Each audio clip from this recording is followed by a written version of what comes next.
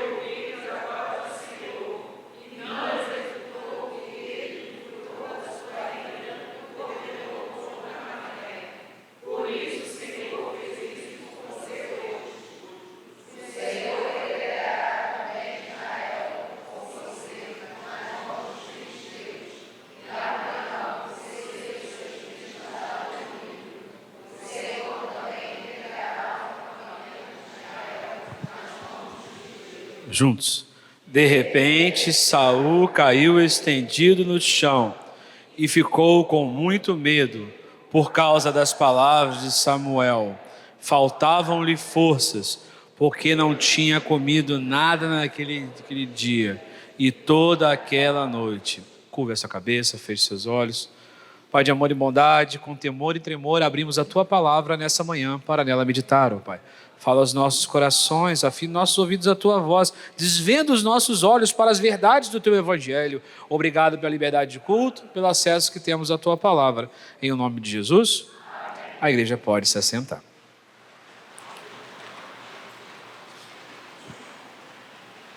Se você é uma pessoa curiosa, como eu, a respeito da palavra de Deus, qual é a primeira coisa que você pensa sobre esse texto de Saul e a necromante? Qual é a primeira coisa que vem à sua mente? É a dúvida que todo mundo tem na internet, que todo mundo se pergunta. De onde veio o Espírito? Do chão ou do céu? De onde ele vem no texto? Vem de baixo, né? Então, mas, afinal de contas, seria um espírito enganador ou seria o próprio Samuel? Porque o versículo 13 é meio estranho que algo venha do chão, vindo da parte de Deus, porque olha o que ela fala, não tenha medo. Aí ele pergunta, o que você está vendo? A mulher respondeu a Saul, vejo um Deus, Deus com letra, descer, subindo da terra, está vindo de baixo. Algo vindo da terra é meio suspeito, mas existe um texto ao qual eu me apego, que até o final da pregação eu pretendo usar ele para explicar para você qual é a minha visão, qual é a minha defesa a respeito desse texto. Mas pasmem, os teólogos em sua maioria também divergem sobre, afinal de contas, seria o próprio Samuel ou seria um espírito enganador ao qual ele foi consultar. Mas seja qual for a origem, se era Samuel ou não, ou alguém se foi passando por Samuel, o problema de Saul estava muito além do que esse episódio. Seja Samuel ou não que estava ali, a questão não é essa. O quão cego Saul se tornou ao ponto dele lutar contra a sua própria consciência, porque ele mesmo havia erradicado os necromantes e adivinhos daquela região. Olha o desespero dele. Ele vai fazer algo que Deus abomina, que é a consulta aos mortos. É interessante que alguns teólogos defendem que o fato pelo qual não ficou registrado na palavra de Deus como era feito esse ritual, você vai observar que o kardecismo se apoia muito nesses tipos de textos na palavra de Deus. Eles fazem pequenos recortes na palavra de Deus para sustentar o ato de consultar os mortos. Mas fale para o seu irmão, isso é abominação, fale para ele. Consultar os mortos é algo que Deus reprova desde, eu vou estar mais à frente esclarecendo ao longo da leitura desse texto. Mas ele estava muito perdido, muito desorientado. Mas eu gosto muito, em certos momentos como esse, trazer para você o cenário desse momento da história do povo de Israel, para que fique mais fácil para você absorver a mensagem que está sendo pregada. Você tem um povo que ignorou o seu Deus, que achou que imitar outras nações era algo melhor. E toda vez que você faz aquilo que você quer, Deus permite que você faça. Fala para o seu irmão, Deus permite que você faça. Você pode fazer o que você quiser. Olha que extraordinário. Mas tudo tem um... E o povo de Deus estava encurralado. E vamos usar a inteligência artificial para nos beneficiar. Vamos entender a rota que Saul percorreu. Cadê a minha setinha aqui? Cadê? Aqui, achei. Bem, aqui está o acampamento do povo de Israel em Gilboa, perfeito? Cadê a minha luzinha? Sumiu. Eu tampei a luzinha, foi mal. Eles estão aqui. Esse aqui, ele era o rei se vestia como rei, então ele teve que mudar as suas... E ele foi aqui, ó, no sapatinho, foi passando, os filisteus estavam aqui, ele estava muito desesperado, porque se ele desse de cara com alguém da tropa dos filisteus, ele se lascava, certo? E foi encontrar em Dó a casa da A casa da... Aí o seu pastor resolveu pegar uma visão aérea de um drone da época. Brincadeira, tá? Senão daqui a pouco vai chegar, pastor, volta no tempo e consegue os fatos da ida de Saul a necromante, né? Daqui a pouco fazer um corte na internet. A gente aparece no Fuxico Gospel. Então, já tinha uma visão noturna, tá legal? Então, o acampamento deles, os filisteus estão aqui, ele deve ter ido beirando o rio, né? Para chegar até Endor e assim consultar a necromante. Ele percorreu o caminho de aproximadamente 12 quilômetros. Ele deve ter levado 4 horas para ir, 4 horas para voltar. O tempo da conversa e ter preparado o alimento deve ter levado mais 10, 11 horas, isso tudo, e ele teve que correr no seu retorno para que ele não fosse visto antes do amanhecer do dia. Deu para entender como ele estava enrolado? Para ele se propor a esse constrangimento de trocar as suas roupas, tirar a roupa de rei e quase praticamente, olha que vergonhoso, se desconstruir a sua autoridade e quase como um fugitivo. Olha o desespero, consultar alguém que consultava os mortos. Mas antes de discutirmos isso, antes de entendermos a questão de discernimento de espírito, porque ele não discerniu de onde era aquele espírito, de onde ele vinha, tamanho desespero que encontrava no coração dele, é importante nós entendermos o que levou Saul a chegar a esse ponto tão lastimável da sua vida. Porque quando você olha o versículo 6, por gentileza. Saul consultou o Senhor, porém, nem por sonhos, nem por... Quem sabe o que é Urim? Olha... Lembra eu botei a foto aqui, no próximo culto eu vou trazer para vocês. Lembra do profeta, a roupa dele, a vestimenta dele, quando tiver as fotos na internet, né? Aí na sua Bíblia deve ter aí, na folha de trás. Tinha um negócio aqui na frente, onde ficavam as pedras. Então Deus usava aquilo, naquele tempo, no momento e do espaço, para dizer sim ou não. Então, não use isso como misticismo para validar, né? Ele simplesmente era usado naquele momento, naquela época, enquanto o Espírito Santo de Deus não era derramado sobre a igreja, ele usava os profetas para comunicar com o povo, amém? Só daqui a pouco você vai ver o pessoal lançando pedra aí, lançando sortezinha aí, e você vai achar que isso está homologado, que isso é de Deus. Não é. Naquele momento da história, era lançado sorte, era feito esse tipo de coisa, urim, para saber se era ou não da vontade de Deus. Quem fazia isso eram os profetas. Até aí tudo bem? Então é isso. Mas ninguém respondia a ele. E ele entrou em desespero. Muitas das vezes nós enfrentamos um silêncio de Deus considerável, mas o silêncio de Deus aqui estava selado, porque ele havia feito muitas besteiras. Ele havia feito o que ele bem entendia. Então hoje vai rolar tipo uma mini EBD nossa. Eu quero percorrer com você alguns dos vacilos da caminhada de Saul, para você entender uma coisa: a graça não é moeda de troca para você fazer apostas de levar a sua vida da forma como você quer. Porque cedo ou tarde, Deus se afasta daquele que vive fazendo a sua própria vontade.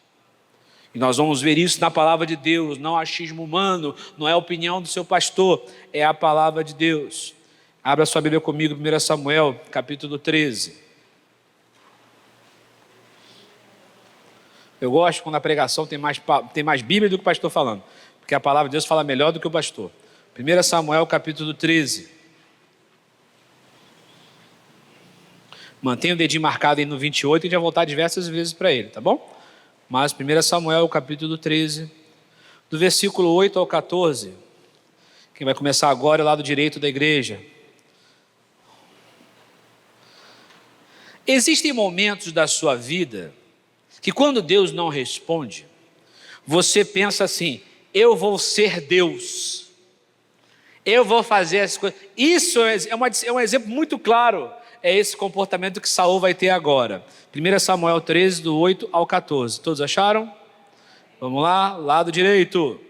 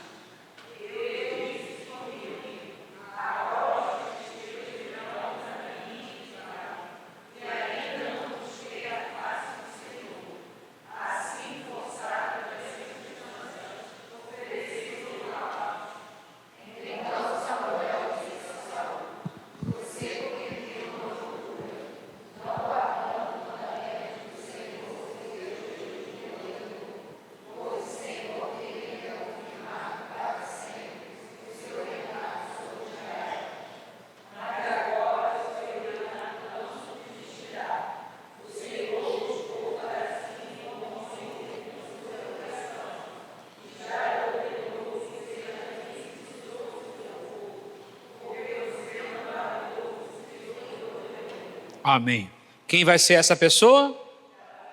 Glória a Deus. Davi vai ser a pessoa escolhida. Davi era o menor da sua casa. Deus escolhe as coisas loucas para envergonhar. Tinha um monte de homem bonito, irmão bonitão lá, o profeta foi lá e os olhinhos do profeta logo brilhou por mais bonito. Isso é para você entender. Deus não escolhe os capacitados, mas Deus capacita a quem Ele escolhe.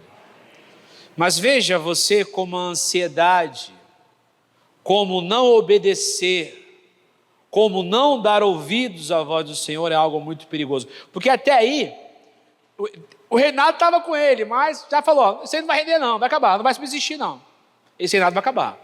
Porque você está achando de fazer as coisas da sua própria maneira, e ele fez uma abominação, porque só o profeta podia oferecer. E ele resolve lá, por quê? Ele começou a ver a ação do povo, e isso é uma coisa que o pastor tem que vigiar muito em seu coração, de achar que é a sua estratégia que vai reter a igreja. O povo estava se espalhando, e ele não estava confiando que era o que Deus determinava que deveria ser feito diante. O reinado dele seria o quê? Confirmado. Isso serve de exemplo para o nosso coração. Às vezes a sua estratégia é boa, às vezes a sua estratégia é lícita, mas se estiver fora da vontade de Deus, Deus não estará com você. E quando chega em 1 Samuel capítulo 15, por gentileza, 1 Samuel capítulo 15, versículo 1 ao 11. É engraçado que ao final desse texto, Saul vai se comportar como se nada tivesse acontecido. Mas nesse momento é ali que ele coloca uma estaca no fim do reinado dele sobre o povo de Israel. 1 Samuel capítulo 15, do versículo 1 ao 11. Vou ler para você descansar um pouco. Samuel disse a Saul: foi a mim que o Senhor enviou para ungir você como rei sobre Israel, o povo dele. Agora ouça as palavras do Senhor.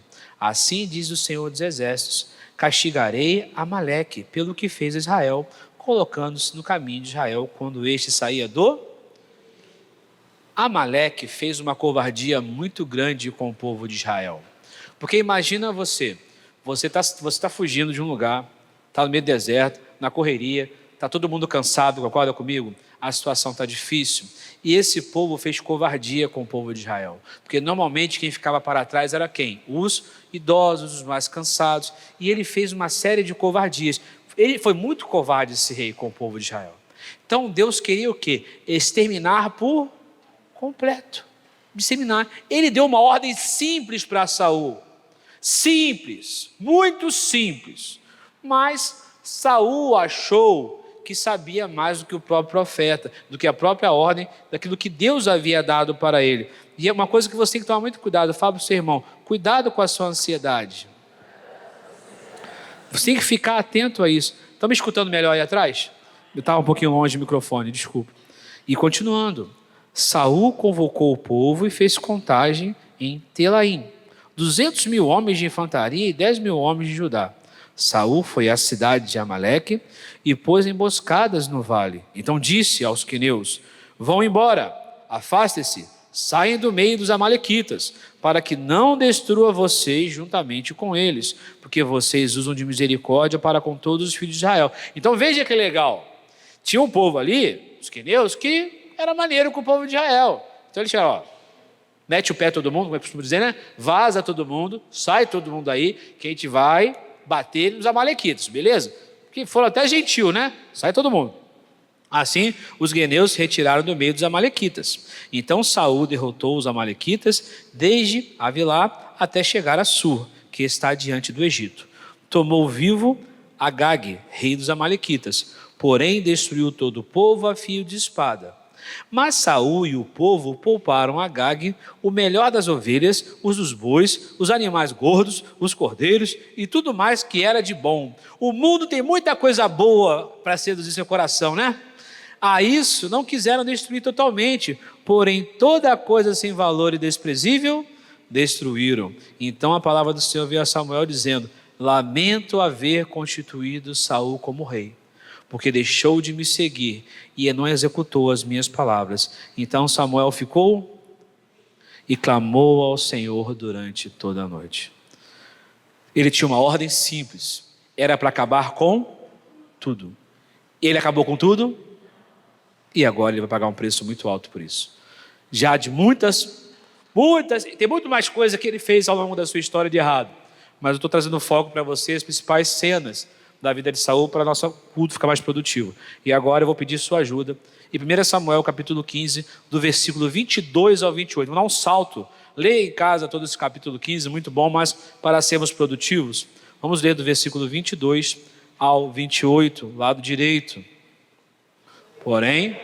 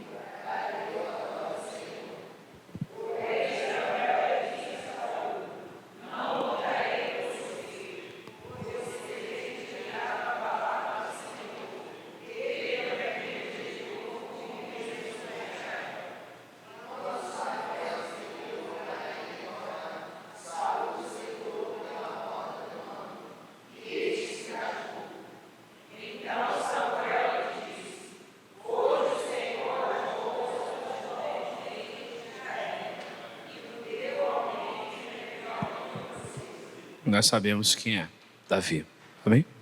O que ele fez foi uma abominação.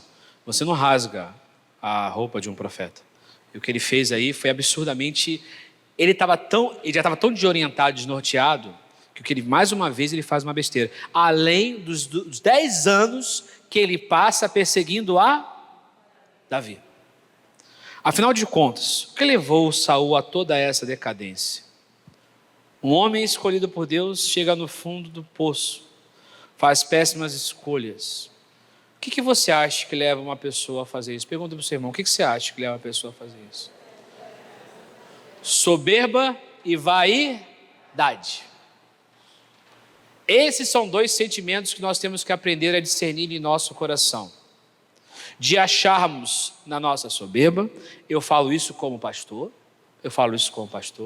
como eu preciso lutar contra isso, porque eu sei o que é lícito para ser feito, mas não é porque uma coisa é lícita que eu estou debaixo da vontade de Deus.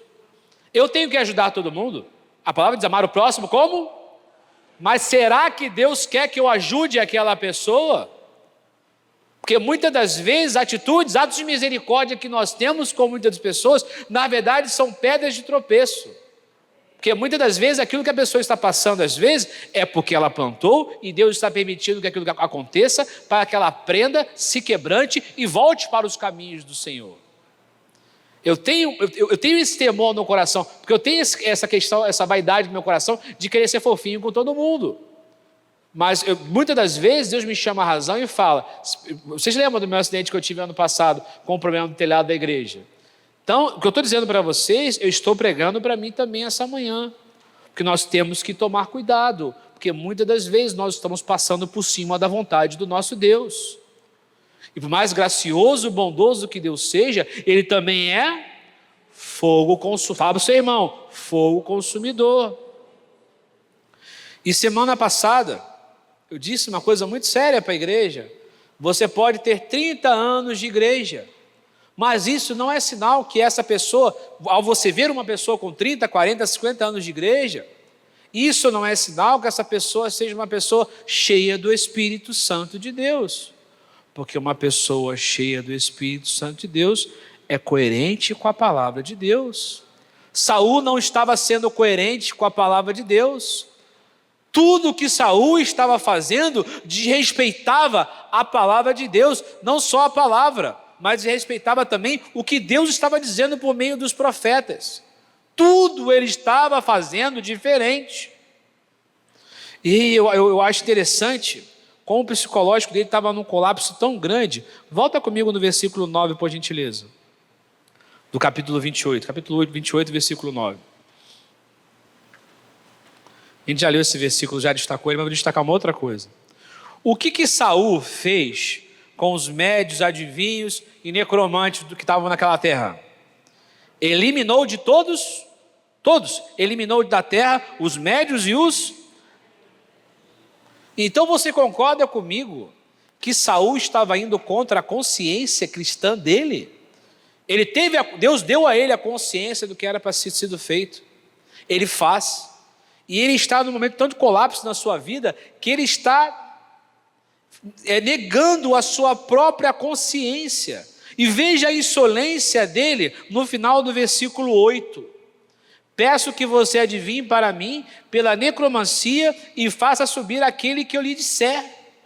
Ele está contrariando a sua consciência cristã. Ele vai a necromante para invocar o morto. E no versículo 10, você vai observar que é a hora que ele perdeu completamente o temor do Senhor. Então Saul jurou pelo... Olha isso. Ele jura pelo Senhor que nada vai acontecer àquele que desrespeita aquilo que Deus falou no livro de Levítico, que não deveríamos consultar os mortos. Ele coloca o nome do Senhor para uma abominação. Ele já estava totalmente desorientado. Tão certo como vive o Senhor, nenhum castigo lhe sobrevirá sobre isso. É aquele momento que o espírito de altivez toma o homem por completo. Ele estava cego. Ele queria a solução para o problema dele a todo custo. E é nessa hora que muitas das vezes as pessoas se perdem. Se você queria saber qual é a resposta do seu pastor para qual a origem do espírito, é muito simples. A Bíblia se responde. Leia para mim Levítico 19, 31.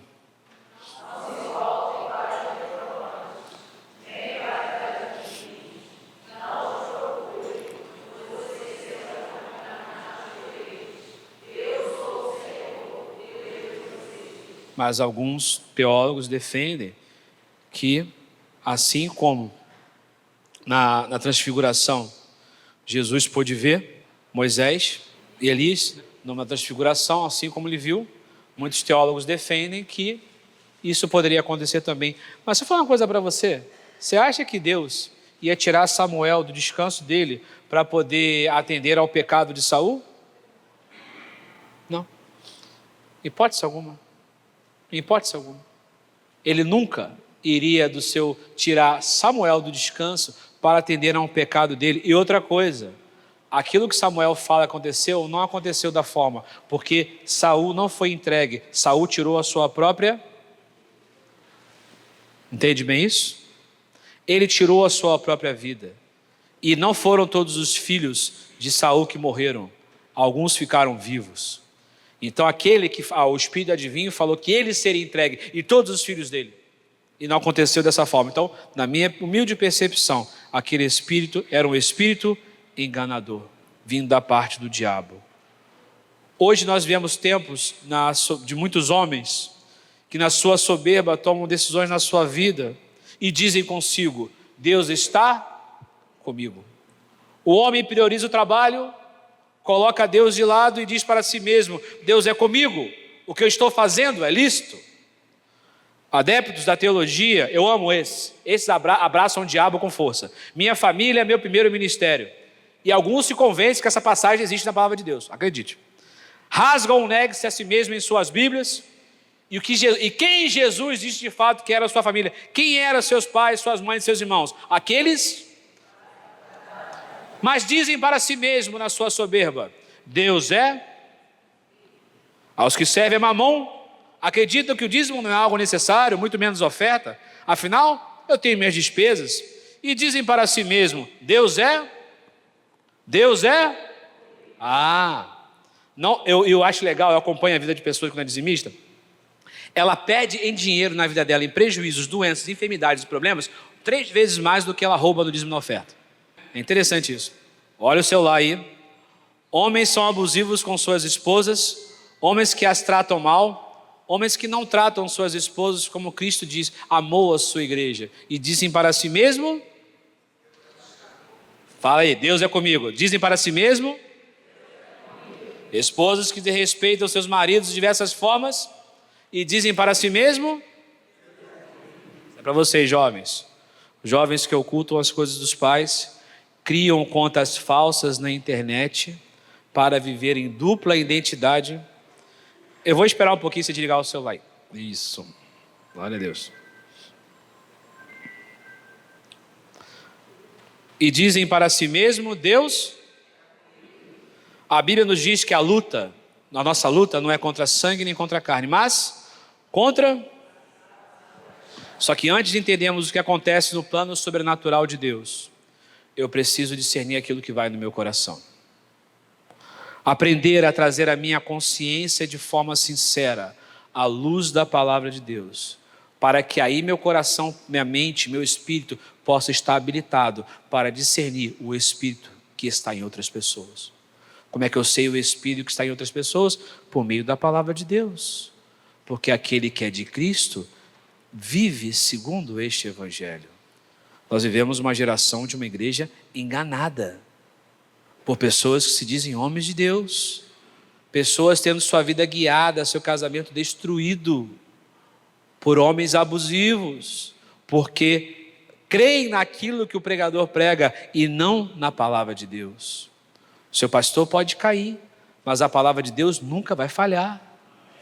A igreja não se firma em pessoas, a igreja se firma no evangelho de Cristo.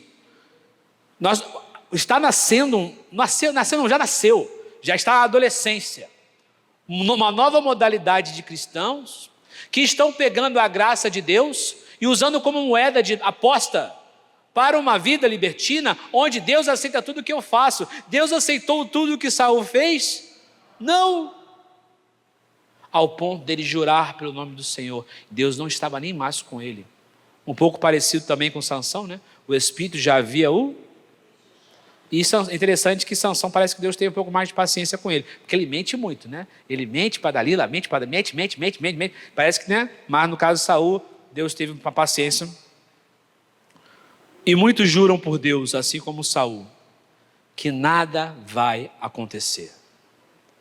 Mas a verdade é que muitas das vezes Deus nem mais está presente na vida daquela pessoa. Eu lembro de um homem que agredia fisicamente a sua esposa em casa. E quando meu pai faleceu, ele chegou até mim, ele veio com uma frase muito bonita: pastor, quando o templo de Jerusalém foi destruído, o segundo templo não era muito bom não, sabe?